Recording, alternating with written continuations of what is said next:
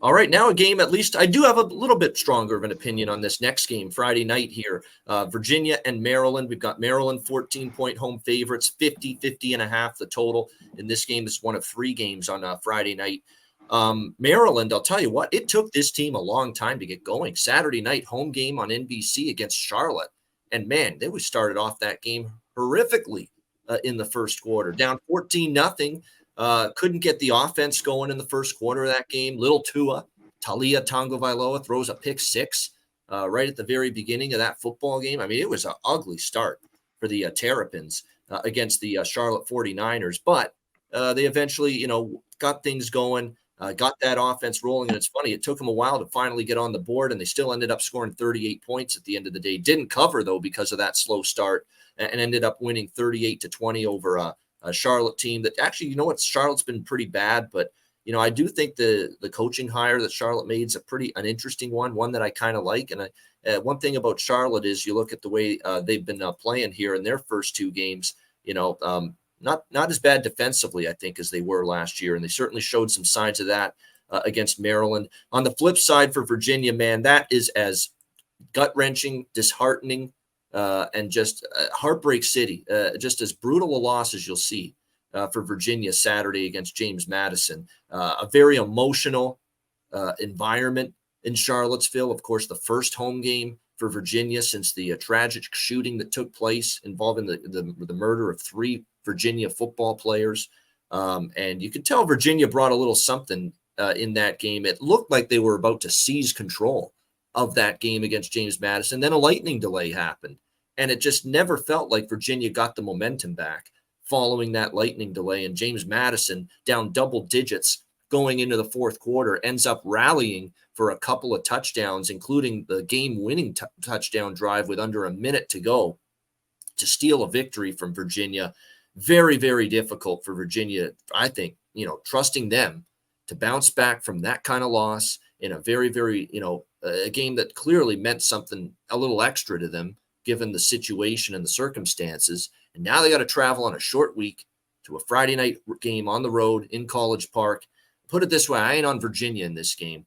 If I'm playing this game, I'm laying the points here with Maryland. That being said, while their defense completely collapsed, and that's 2 weeks in a row now, Virginia's defense does not look good. Tennessee went up and down the field against them, and once James Madison got that offense going in the fourth quarter, Virginia couldn't stop them. So the defense hasn't been able to get stops. Pass rush really hasn't been there.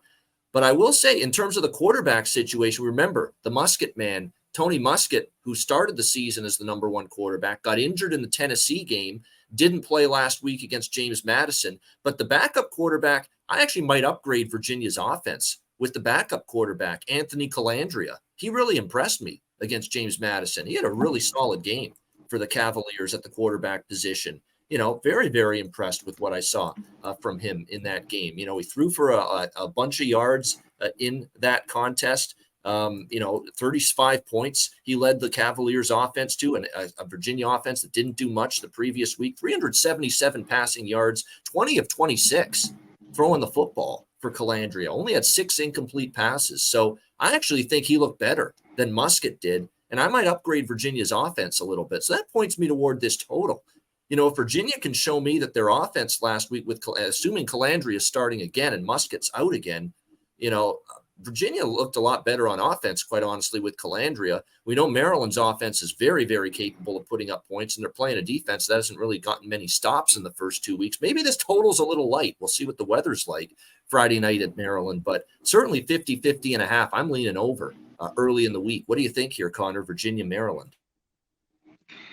You mentioned that Virginia, it just seemed when that happened, the delay, and they went out, and then, half the stadium left too, didn't come back. It was loaded 50, whatever it was, 55,000. And then, so it just, that was rough for them, and they lose that close game. But yeah, Anthony Calandria, he kind of slung it around, which was a good sign for them in this one. Can they do that here against Maryland? I don't know what to make of Maryland's defense. I need to see it more. We know we get with little Tua, like you talked about, the good and the bad. Every once in a while you mentioned that pick 6, but he's very athletic, very good. Hemby, the running back's real good for Maryland. I think they'll be able to move the ball. And maybe that's what I was looking at. This total was just too light. When they go, unders have been big with Virginia, but those are teams in the past when they face Big Ten. I think it's 5 out of the last 5 or 6 out of the last 6. So, I want to look at it a little bit more as we go with the week in this one.